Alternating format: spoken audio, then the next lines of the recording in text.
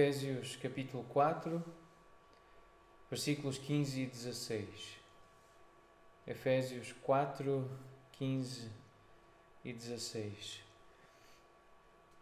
Mas, seguindo a verdade em amor, cresçamos em tudo naquele que é a cabeça, Cristo, de quem todo o corpo, bem ajustado e consolidado pelo auxílio de toda a junta, segundo a justa cooperação de cada parte, efetua o seu próprio aumento para a edificação de si mesmo em amor. Uma outra versão, outra tradução deste texto diz assim: falando a verdade com espírito de amor, cresçamos em tudo até alcançarmos a altura espiritual de Cristo, que é a cabeça.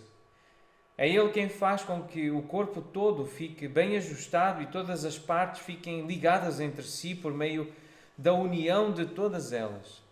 E assim cada parte funciona bem e o corpo todo cresce e se desenvolve por meio do amor.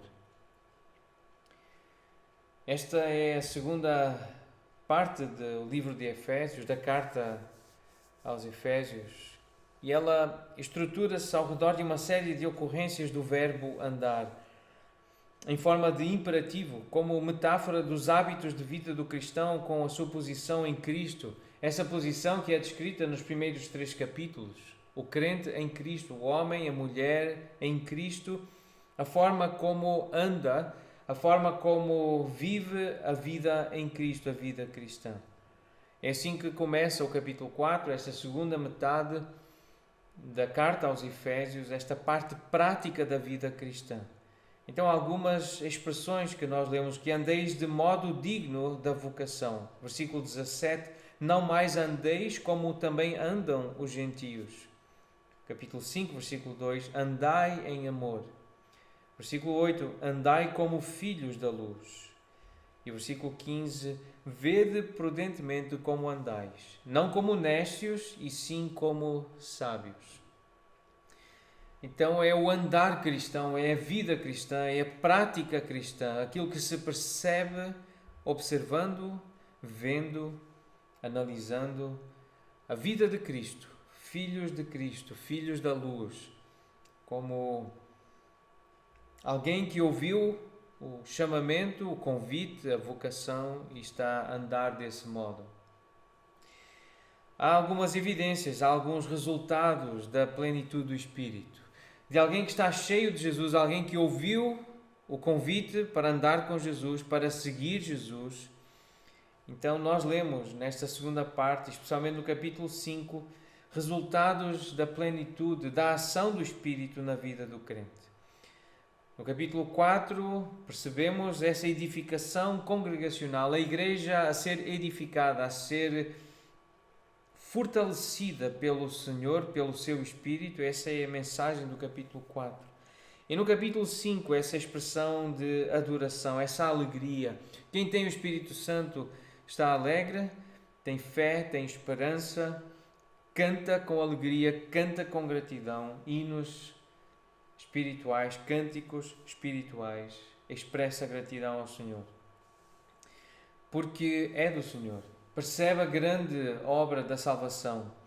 E capítulos 5 e 6 apresentam essa submissão mútua no lar, especialmente, mas em relacionamentos, não apenas no casamento, não apenas na família, mas em relacionamentos humanos, alguém que anda de modo digno da vocação a que foi chamado. Submeter-se uns aos outros, estarem debaixo da autoridade de Cristo como o Senhor e fazendo a vontade dele, cada um no seu papel, o homem como marido, como pai, a mulher como esposa, como mãe, os filhos sendo obedientes aos pais, honrando assim o Senhor. Isso são os resultados que se percebem quando Cristo é o Senhor. Nós sabemos que não é de forma perfeita, mas é de forma aperfeiçoada, é de forma crescente. Vê-se crescimento nessas áreas. O temor do Senhor inclui submissão reverente à vontade do Senhor na atitude de um adorador verdadeiro. Trata-se de uma expressão que significa relacionamento íntimo acompanhado de respeito profundo.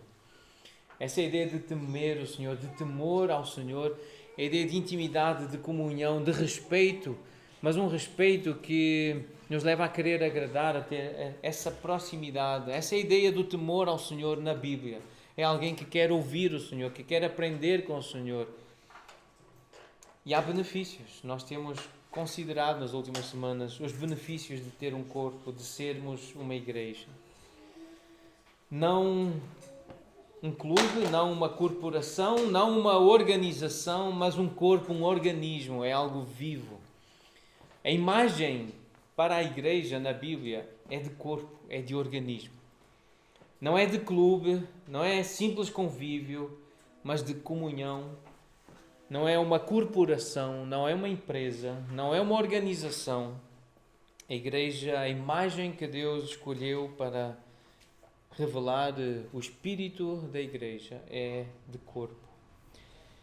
Então nós temos um corpo e somos beneficiados por termos uma igreja local. E à luz da Bíblia podemos dizer que o principal benefício, depois de ter o próprio Senhor e a presença do Senhor, o benefício que nós temos como igreja é de termos a própria Bíblia respeitada, reconhecida como palavra de Deus, como instrução, como esse manual de instruções para a vida cristã. Este momento da exposição bíblica, os momentos de estudos, de aconselhamento, de discipulado, o investimento de tempo e de recursos na preparação da explicação, da leitura da Bíblia, da aplicação da Bíblia, é um benefício para o corpo, é um benefício para a igreja e nós temos sido beneficiados porque temos a Bíblia, porque valorizamos a Bíblia, porque ela é lida, ela é explicada, ela é lembrada, ela é memorizada. E a Bíblia é a palavra de Deus, é a vontade de Deus. A Bíblia é a revelação do Deus que nos ama, que nos criou, que quer o nosso bem. Nós somos beneficiados ao ter um corpo, ter uma igreja, porque temos um ambiente de oração e isso implica atenção. Nós estamos a receber atenção, estamos a dar atenção às pessoas. Mostra que há interesse, que há proximidade, mas acima de tudo mostra que há fé. Uma igreja que ora é uma igreja que tem fé, são pessoas de fé, são pessoas que creem no sobrenatural, que creem numa vida eterna, que creem numa vida para além desta que não acaba e num Deus todo-poderoso que pode fazer milagres e que faz milagres e que salva vidas e que perdoa pecados e por isso Ele cura doentes. Como nós aprendemos em Tiago 5, muitas doenças são consequência. Bom, todas as doenças são consequência do pecado original, mas somos instruídos a orar uns pelos outros para sermos curados, inclusive de doenças físicas.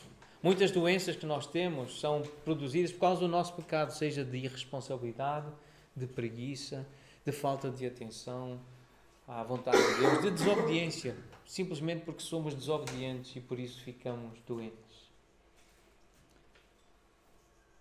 Nós temos o benefício de ter a Bíblia, a oração no nosso meio, de termos comunhão, termos uma só fé e por meio dessa fé nos encorajarmos uns aos outros, sermos estimulantes ou queremos estimular, dar esse empurrão a pessoas que estão a andar devagar ou que não estão a crescer, mas é um empurrão saudável, um empurrão para andar mais rápido, para crescer em direção a Jesus, para olhar para Jesus, virar o rosto para quando a pessoa está distraída, dizer, olha para Jesus, olha para Cristo. É esse estímulo, essa companhia que fazemos uns aos outros, esses atos de serviço, as oportunidades de edificação que a comunhão produz, até de lazer saudável, de celebração da vida e da salvação.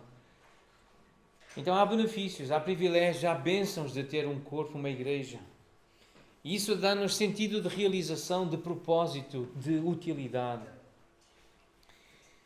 Ao ter uma igreja, nós sabemos, ao desenvolvermos ministérios, atos de serviço, ao realizarmos as funções que Deus nos atribuiu, isso dá-nos sentido de realização, de utilidade e de propósito.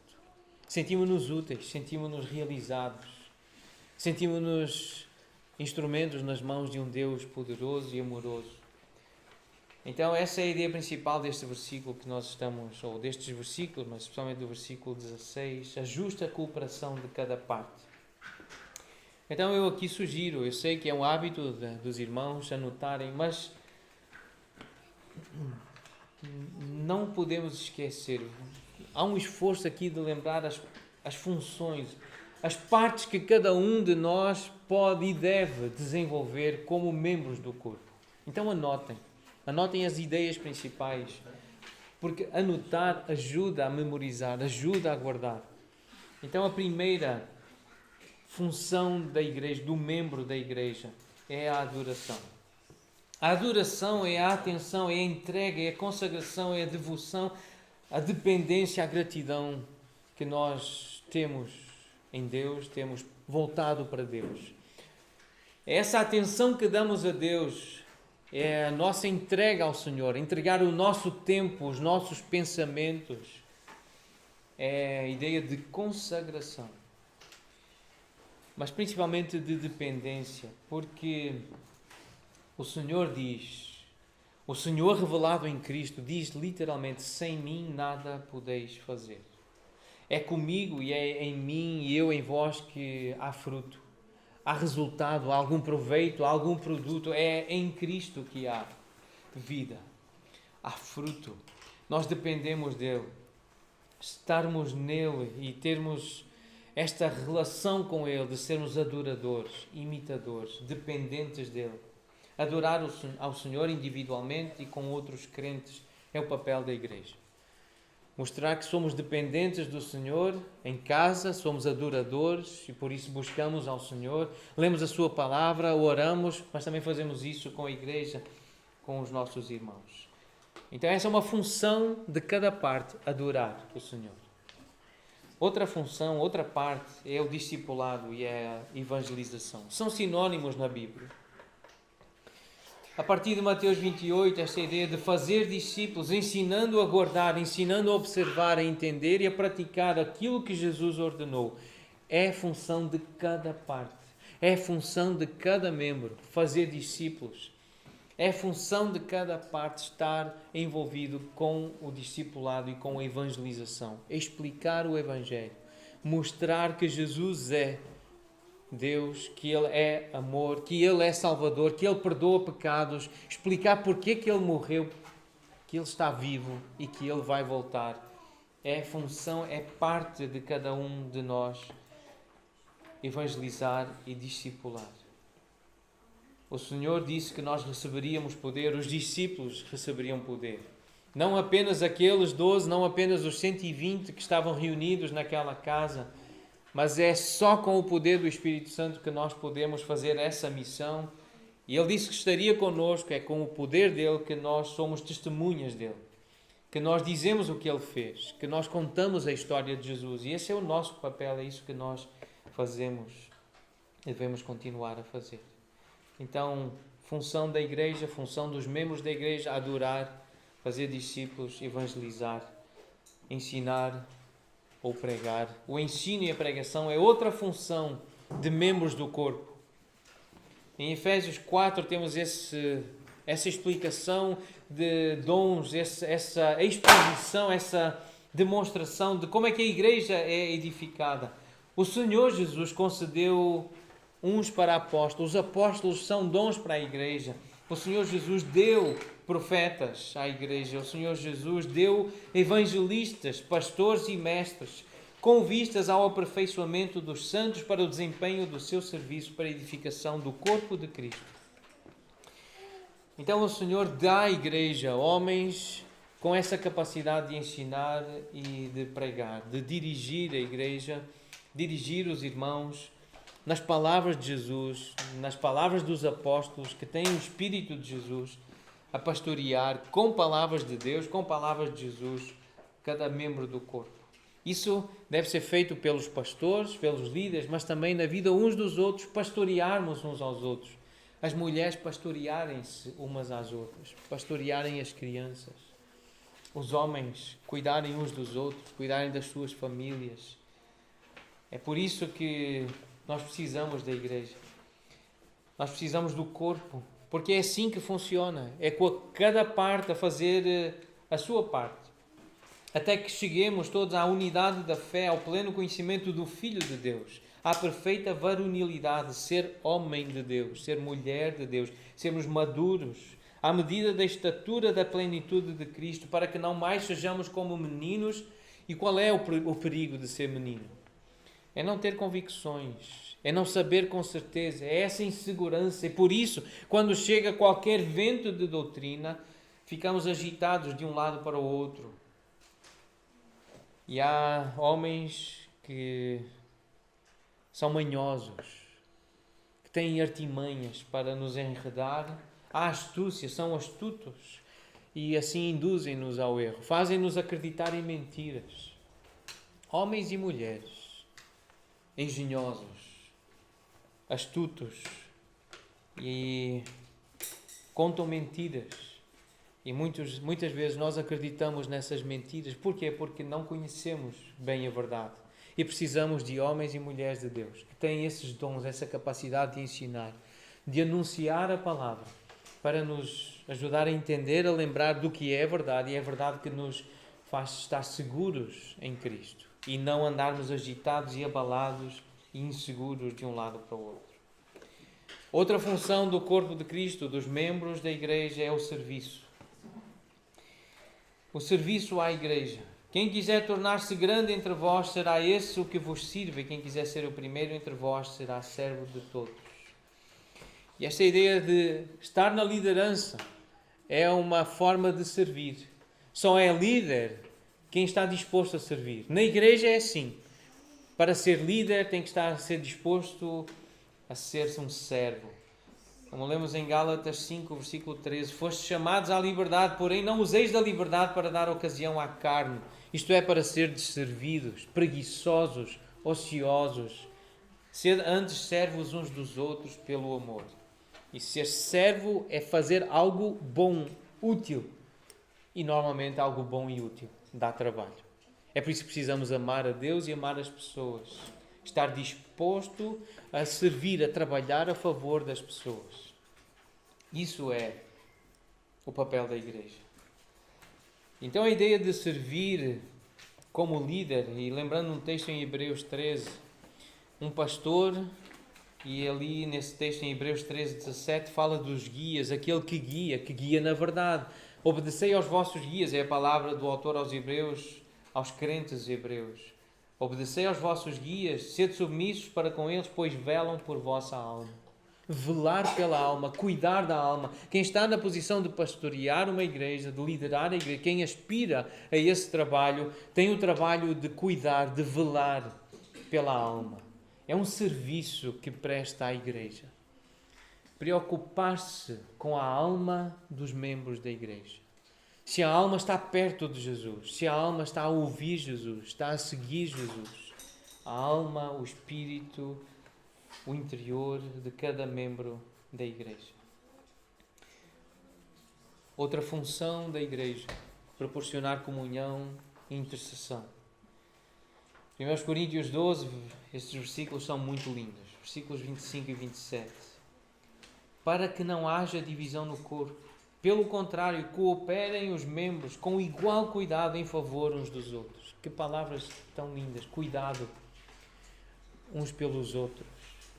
Que haja isso na igreja, é isso que o Espírito Santo produz. 1 Coríntios 12 é um capítulo que fala sobre os dons do Espírito, aquilo que o Espírito dá à igreja. E no versículo 27 diz: sois corpo de Cristo e individualmente membros desse corpo. É por isso que cuidais uns dos outros.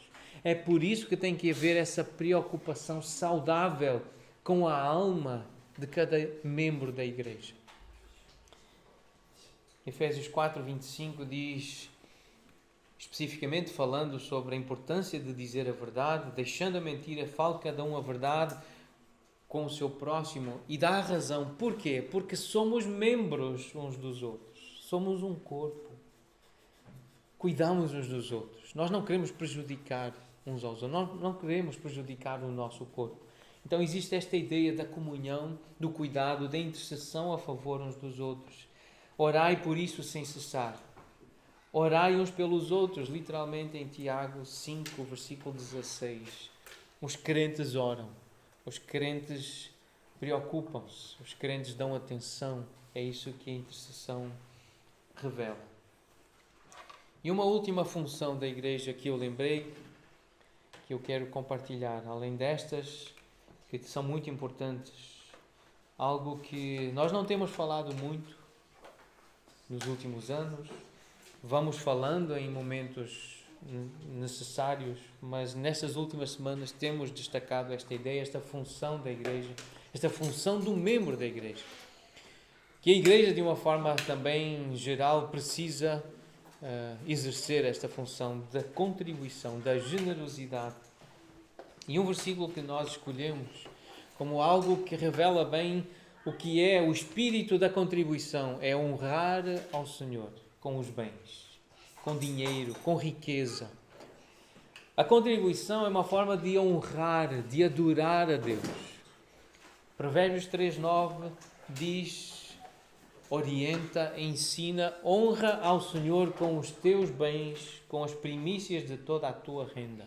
Primícias, esse primeiro fruto, essa parte fina, essa primeira parte que agrada, que alegra o trabalhador. Quando vê os primeiros frutos da terra, o agricultor, ele sente-se, quando pode colher os primeiros frutos do seu trabalho, ele sente-se alegre, recompensado. E é precisamente essa parte que o Senhor quer, as primícias, o primogênito, a primeira fatia do nosso orçamento, a linha. Quando pensamos em orçamento, em saídas do nosso caixa, nós temos as entradas, depois quando pensamos nas saídas, a primeira parte deve ser contribuição, primícias. Olhando para o Antigo Testamento e percebendo o que a Bíblia diz sobre esta ideia de ofertar, de dar, de oferecer dinheiro. Há uma história em Gênesis 14, portanto, anterior a Moisés. É com Abraão, o pai da fé. Ele teve um encontro com Melquisedeque, rei de Salém. Ele era sacerdote do Deus Altíssimo. Ele abençoou Abraão. E por sua vez, Abraão entregou o dízimo. Diz que de tudo lhe deu Abraão o dízimo. Ele ouviu palavras de bênção, ele sentiu-se abençoado por Melquisedeque e de tudo lhe deu Abraão o dízimo. Então esta ideia de dizimar, de dar 10%, uma parte daquilo que tem, é algo anterior à lei de Israel, é algo anterior a Moisés, é algo que está no coração de alguém que está grato, porque tem renda, porque tem fruto, porque tem salário. Isto é explicado em Hebreus. Esta história ela é referida na carta aos Hebreus e é explicada o que é que ela simbolizava para os crentes. Este Melquisedeque, rei de Salém, capítulo 7, diz que sacerdote do Deus Altíssimo saiu ao encontro de Abraão quando voltava da matança dos reis e o abençoou, para o qual também Abraão separou o dízimo de tudo. E depois vem então essa explicação de quem era Melquisedeque. Rei de justiça, rei de Salém, rei de paz, sem pai, sem mãe, sem genealogia, que não teve princípio de dias nem fim de existência, entretanto feito semelhante ao Filho de Deus, permanece sacerdote perpetuamente, um tipo de Cristo, uma imagem de Jesus.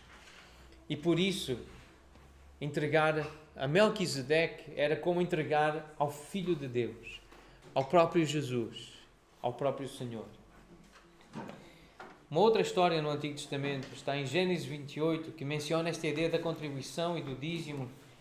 É a história da fuga de Jacó depois de ter enganado o seu irmão, a sua mãe temendo que ele fosse morto pelo seu irmão e perder não apenas o filho que seria morto, mas ela tinha a ideia de perder os 2 filhos caso acontecesse esse assassinato.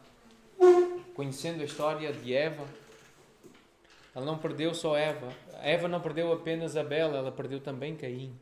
Teve que fugir. Ela temendo, ela orientou Jacó a fugir e ir para outra terra. É nesse caminho que ele tem uma visão da escada, onde ele vê o Senhor, tem um encontro, uma reunião com Deus. Lá ele erige uma coluna de Betel e fez então ele um voto.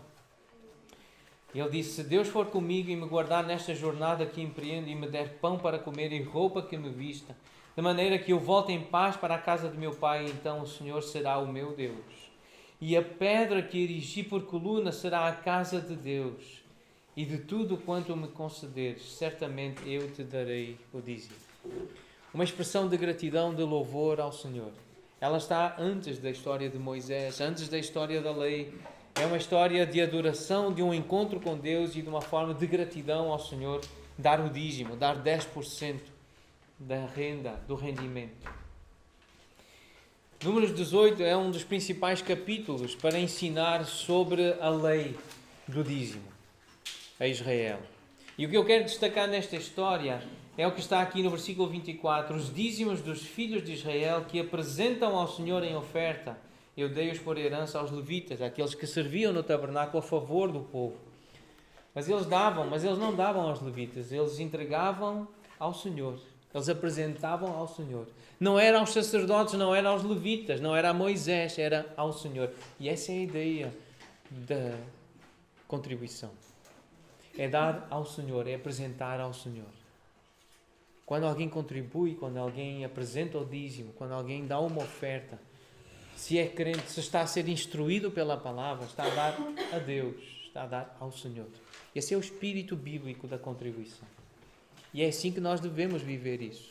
É assim que nós devemos praticar, é assim que devemos andar, é dessa forma que devemos andar. Essa é uma forma, é um modo digno da nossa vocação. Foi para isso que fomos chamados, é ao Senhor. E isso mostra bem o coração do adorador. Em Mateus 6, 19, ainda podemos incluir isto no Antigo Testamento, apesar de estar no nosso Novo Testamento, mas é anterior à Nova Aliança. No sentido de que Jesus, quando ensinou isso, estava a instruir os judeus na sua fé, na sua prática da fé. Discípulos judeus, ele diz: não acumuleis para vós outros tesouros sobre a terra, onde a traça e a ferrugem corroem e onde ladrões escavam e roubam, mas ajuntai para vós outros tesouros no céu, onde traça nem ferrugem corrói e onde ladrões não escavam nem roubam, porque onde está o teu tesouro, aí estará também o teu coração. Dinheiro tem a ver com o coração. Tesouro tem a ver com o coração. Tem a ver com o interior, com pensamento, com devoção, com consagração. É aquilo que nós valorizamos. Por isso, é ao Senhor. Nós não podemos valorizar a igreja mais do que ao Senhor. Nós não podemos valorizar a família mais do que ao Senhor. Nós não podemos valorizar o cônjuge mais do que ao Senhor. É o Senhor em primeiro lugar. Agora, há vantagens, e no livro que estamos a estudar, o seu dinheiro, no curso Crown, e logo, se Deus permitir, teremos essa reunião para tratar deste assunto, mas o irmão Howard Dayton, ele fala de vantagens da contribuição. Ele diz: o ato de contribuir dirige a nossa atenção e corações para Cristo. O momento da contribuição, quando estamos a dar dinheiro para uma instituição cristã, para a igreja, para o corpo, ao fazer isso, fazermos isso de forma bíblica, esse ato está a dirigir a nossa atenção e o nosso coração para Cristo, para que o nosso tesouro esteja no lugar certo, que é em Cristo. Uma frase muito poderosa. Ela não está na Bíblia, mas ela revela bem o que a Bíblia diz sobre contribuição, sobre dízimo. É para o Senhor, é levar a nossa atenção para Ele. Uma das vantagens da contribuição é que ela desenvolve o nosso caráter. Ajuda-nos a alcançar essa maturidade, essa perfeita varonilidade em Cristo, essa posição em Cristo. O nosso Pai Celestial deseja que nós, seus filhos, sejamos conformados à imagem do seu Filho. O caráter de Cristo, ele é altruísta. Infelizmente, o ser humano, nós, homens e mulheres, nós somos, por natureza, egoístas. E às vezes, eu vou ter que dizer a alguns irmãos, assim claramente, isso é egoísmo. O que o irmão está a dizer, o que a irmã está a dizer, é uma expressão do seu egoísmo. Há irmãos que vão ter que me dizer a mim, Pedro, a forma como estás a falar, a forma como te estás a expressar, revela o teu coração egoísta. Porque a palavra egoísmo aparece na Bíblia. É um pecado que nós temos e é um pecado que precisa ser tratado. Precisamos ser confrontados com a nossa natureza egoísta. E contribuição ajuda a tratar essa natureza. Nós somos, por natureza, egoístas. E uma das principais chaves para que o nosso caráter tome a forma do caráter de Cristo é através das nossas ofertas contínuas, contribuições financeiras contínuas. Alguém disse certa vez: dar não é uma forma de Deus levantar dinheiro, mas é a forma de Deus conduzir o seu povo à semelhança do seu Filho. Deus sabe que para nós nos desenvolvermos e sermos o povo que Ele deseja que sejamos, nós precisamos aprender a compartilhar as nossas posses com liberalidade, generosidade. Se não o fizermos, o nosso egoísmo inato crescerá e nos dominará. Compartilhar leva à vida. É o antídoto mais eficaz contra a doença da ganância humana. Sermos generosos é o antídoto para a avareza, para a ganância, para a avidez. Isso Jesus diz e Ele ensina: ai de vós, escribas e fariseus, hipócritas, porque dais o dízimo da hortelã, do endro e do cominho e tendes negligenciado os preceitos mais importantes da lei, a justiça, a misericórdia e a fé. Devíeis fazer estas coisas sem omitir aquelas. Quais são estas coisas? Dar o dízimo.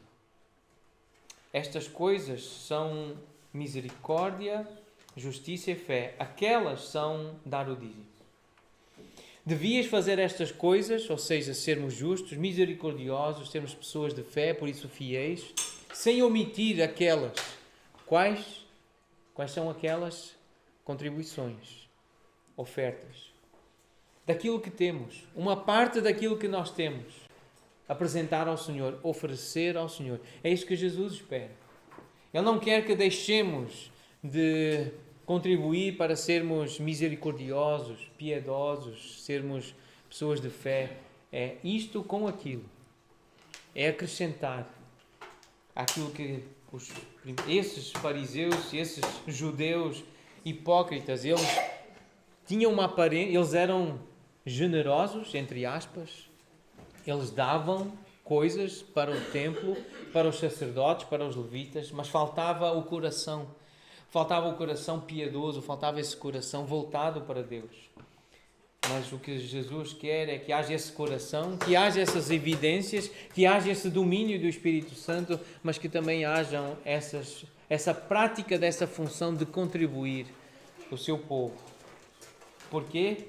Porque mais bem-aventurado é dar do que receber. Este é o contexto deste versículo. Em Atos 20, Paulo está a dizer: irmãos, vocês sabem que as minhas mãos, eu trabalhei com as minhas mãos para produzir aquilo que era necessário para mim e para aqueles que estavam comigo.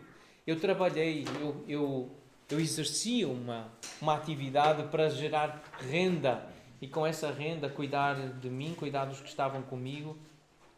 Tenho-vos mostrado em tudo que trabalhando assim é mister socorrer aos necessitados e recordar as palavras do próprio Senhor Jesus. Mais bem-aventurado é dar do que receber. Já vamos falar sobre o que significa socorrer os necessitados, mas aqui neste versículo vamos destacar esta ideia de bem-aventurado é dar, mais bem-aventurado é dar, feliz é aquele que dá.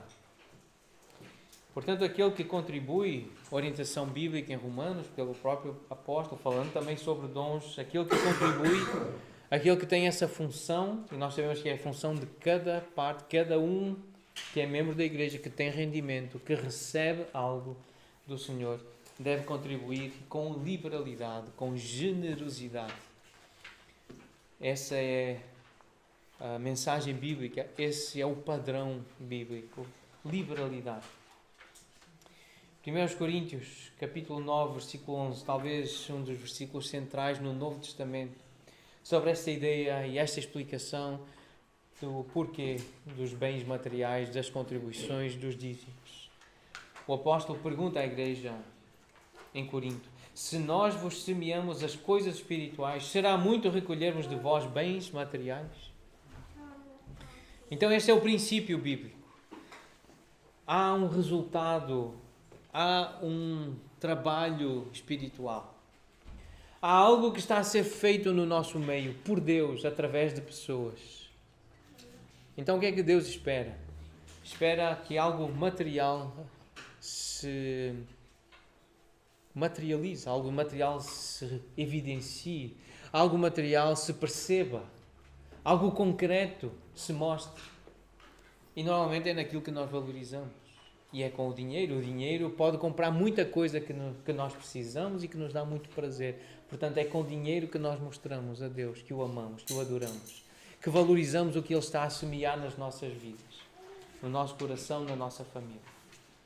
Um texto em Gálatas 6 diz: aquele que está a ser instruído na palavra, faça participante de todas as coisas boas aquele que o instrui. Mostra que está a valorizar aquilo que é bom na sua vida. E mostre isso de uma forma concreta, material, prática, que é importante essa semente espiritual, que é importante esse benefício espiritual que está a receber. Uma orientação prática que Paulo dá também aos Coríntios, no capítulo 16 da primeira carta: quanto à coleta para os santos, fazei vós também, como ordenei às igrejas da Galácia, no primeiro dia da semana, cada um de vós ponha de parte em casa, conforme a sua prosperidade. Portanto, é no primeiro dia da semana que nós, tradicionalmente, nos reunimos. E acreditamos ter esta tradição desde o princípio da igreja primitiva, da primeira igreja. Eles reuniam-se ao domingo. Então, no primeiro dia da semana, reuniam-se para celebrar a vida em Jesus. E no primeiro dia da semana, adoravam Jesus com contribuições, com uma parte, à medida que iam recebendo, à medida que iam prosperando com o seu trabalho, o trabalho das suas mãos, iam separando proporcionalmente pelo menos 10% para entregar ao Senhor. Em 2 Coríntios, no capítulo 8, também vem este tema da contribuição, da generosidade, da liberalidade. E Paulo dá o exemplo dos irmãos da Macedónia. E fala desse exemplo como uma graça de Deus que foi concedida a esses irmãos macedónios. No meio de muita prova e de tribulação, no meio de crise, no meio de dificuldade, no meio de problemas, eles manifestaram abundância de alegria e profunda, mesmo em profunda pobreza, houve uma superabundância de riqueza da sua generosidade. Eles estavam com problemas, mas eles ainda assim foram generosos, foram liberais, foram comprometidos com a causa do Senhor. Porque eles, testemunho eu, na medida das suas posses, mesmo acima delas, mostraram-se voluntários, pedindo-nos com muitos rogos a graça de participarem da assistência aos santos. E não somente fizeram como nós esperávamos, mas também deram-se a si mesmos primeiro ao Senhor, depois a nós, pela vontade de Deus. E este é o espírito de contribuição bíblica. Dar-se primeiro ao Senhor.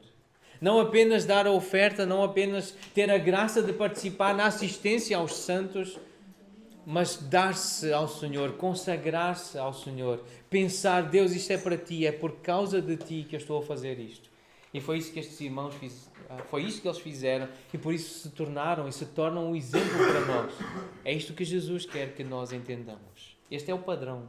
Dar-se primeiro ao Senhor, participar desta graça. Por isso, voltando a Efésios 4, aquele que furtava, não furte mais, e podemos dizer: aquele que não trabalhava, começa a trabalhar. Aquele que não queria produzir, que comece a produzir. Trabalhe, fazendo com as próprias mãos o que é bom, para que tenha com que acudir ao necessitado. Se não trabalhava, começa a trabalhar. Se não ganhava, começa a ganhar. Começa a fazer alguma coisa de útil com o seu tempo, com os talentos que tem, com a capacidade que tem para poder ajudar o necessitado. Qual necessitado? Quem é o necessitado? E na Bíblia, Paulo explica um lado do necessitado. Voltando ao capítulo 9, 1 Coríntios.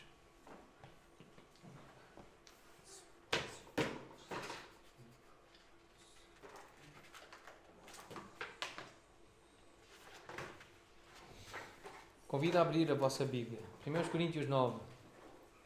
Vejam o versículo 4. 1 Coríntios 9, versículo 4.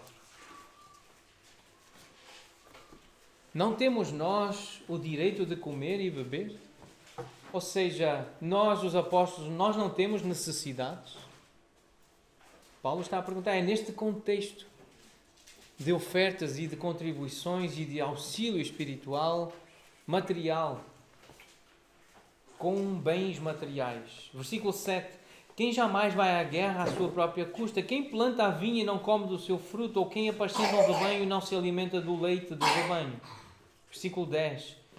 Parte final do versículo 10. Pois o que lavra cumpre fazê-lo com esperança. O que pisa o trigo, faça-o na esperança de receber a parte em que lhe é devida. Não sabeis vós que os que prestam serviço... Versículo 13. Não sabeis vós que os que prestam serviços sagrados do próprio templo se alimentam? E quem serve ao altar, do altar tira o seu sustento? Porquê? Porque quem serve no altar também tem necessidades. Versículo 14. Assim ordenou também o Senhor aos que pregam o Evangelho que vivam do Evangelho. Porque os que vivem do Evangelho não têm também direito de comer e beber? Então como é que se faz isso? Como é que se acode ao necessitado? Trabalhando com as próprias mãos, tendo um salário, tendo um rendimento e apresentando-o ao Senhor.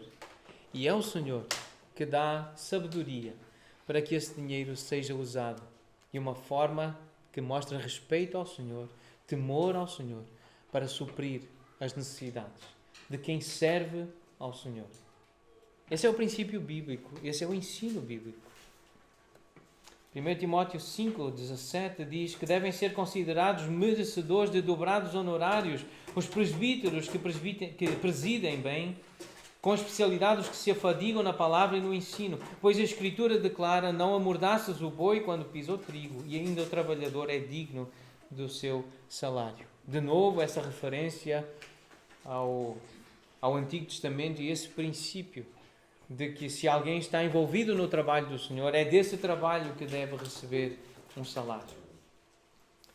Portanto, uma exortação àqueles que têm bens, que têm posses, que têm riquezas. 1 Timóteo 6, 17 a 19. Exorta que pratiquem o bem, sejam ricos de boas obras, generosos em dar e prontos a repartir, que acumulem para si mesmos tesouros, sólido fundamento para o futuro, a fim de se apoderarem da verdadeira vida. É assim que mostramos que estamos a caminho da vida eterna. É quando praticamos o que a Bíblia ensina. Isto é uma ordem, exorta para que pratiquem o bem, sendo generosos. É assim que mostramos que estamos a caminho da verdadeira vida, que estamos a caminho do céu, que o nosso tesouro está lá. Isto é velar pela alma dos membros da igreja. O pastor que se preocupa com as contribuições dos irmãos, se os irmãos contribuem ou não contribuem, o pastor está a velar pela alma das suas ovelhas. As ovelhas de Jesus, os membros da igreja.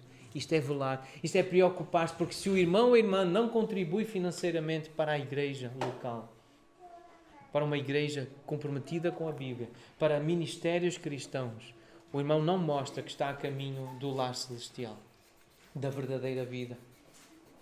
Não está a apoderar-se dessa vida, não está a viver de uma forma poderosa um testemunho que mostra que é de Jesus e que está a servir a Jesus.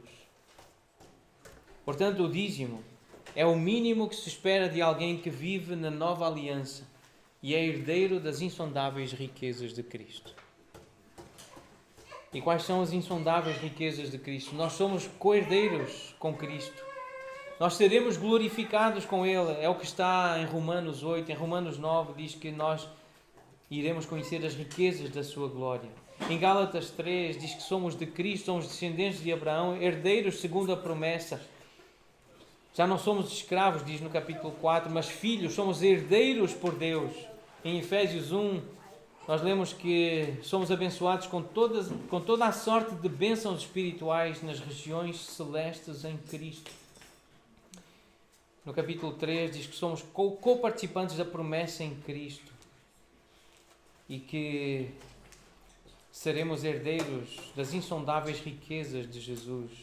Em Filipenses 4, lemos que o Senhor Jesus há de suprir cada uma das nossas necessidades segundo a sua riqueza em glória e seremos herdeiros dessas riquezas. Em Colossenses 1, lemos que Deus nos deu a conhecer qual é a riqueza da glória do mistério entre os gentios. Isto é Cristo em vós, a esperança da glória.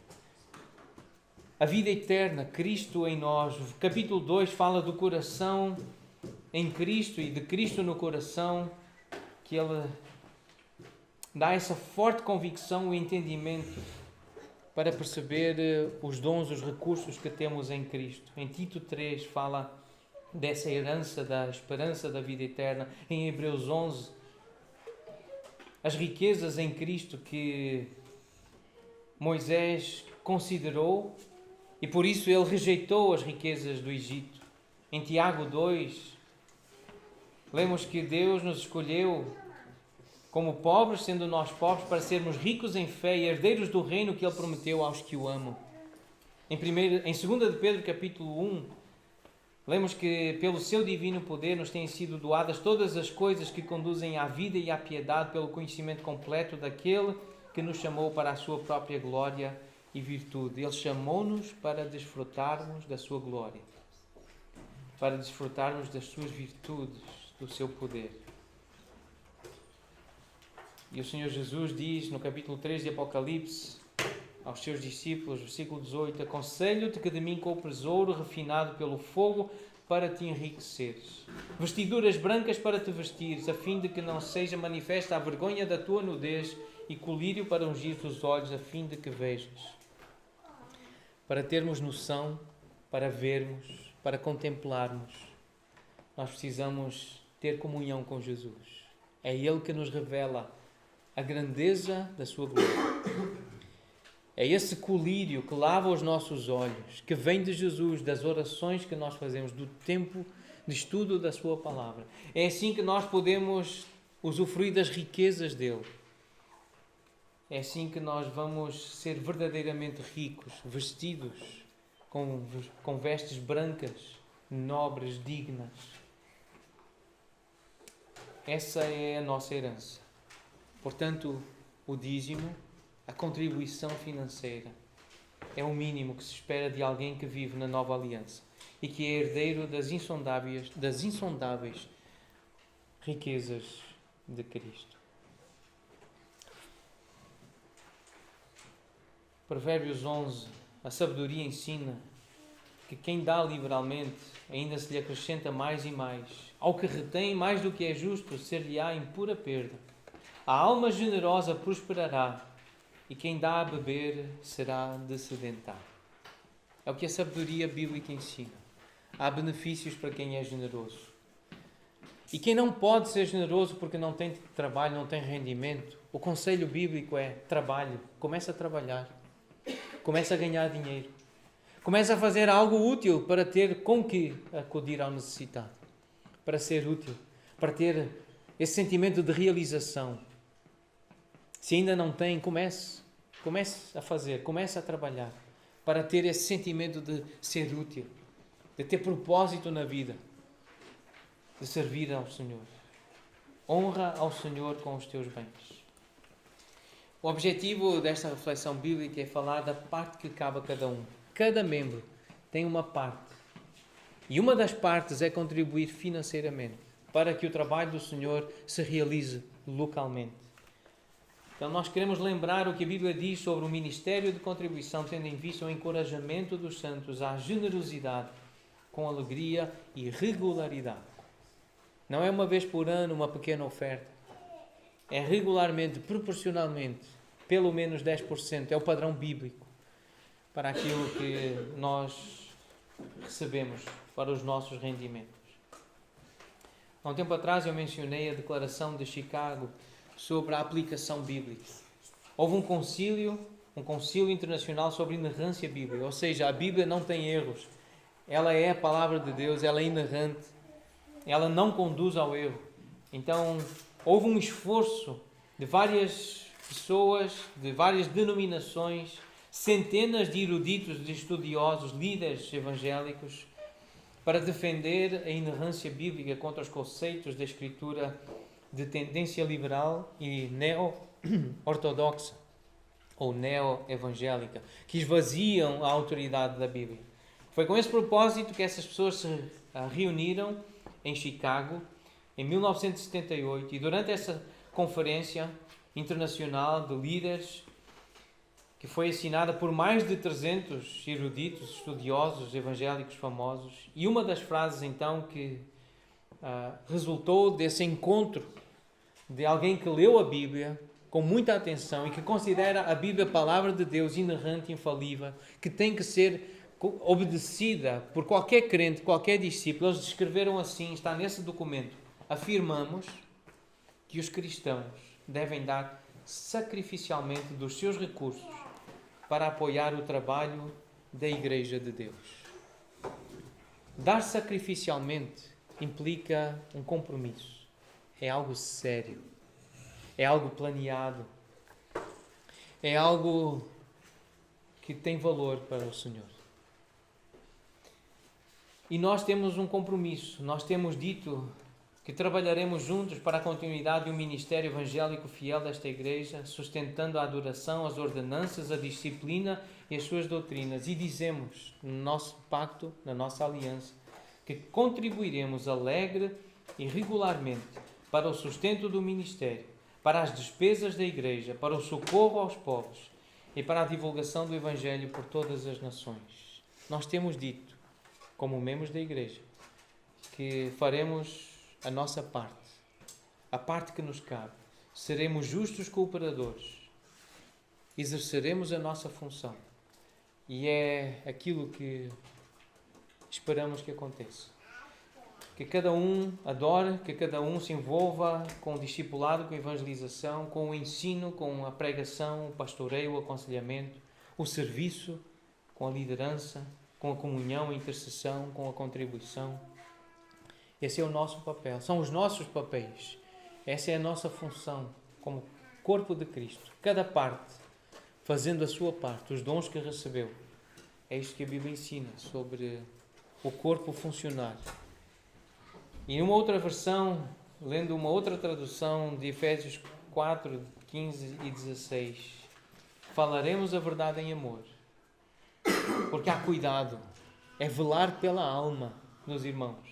Falar a verdade em amor, tornando-nos em todos os aspectos cada vez mais parecidos com Cristo, que é a cabeça. Ele faz que todo o corpo se encaixe perfeitamente e cada parte, ao cumprir a sua função específica, ajuda as demais a crescer para que todo o corpo se desenvolva e seja saudável em amor. Nós queremos uma igreja saudável, nós queremos viver essa saúde de igreja que está a ser edificada por Jesus, pela palavra de Jesus. Nós queremos crescer, nós queremos amadurecer, nós queremos avançar. Para isso acontecer, nós precisamos da graça do Senhor, do poder do Espírito do Senhor. É exercer essa influência em cada coração, para que nós, cada um de nós, façamos a nossa parte, exerçamos as nossas funções. Isso começa então por nós nos consagrarmos diariamente ao Senhor. Dizer: Senhor, aqui estou. Eu quero cumprir a minha parte. Eu quero ser fiel. Eu quero ser generoso. Eu quero ser ativo. Quero ser útil nas tuas mãos. Vamos cantar isso ao Senhor.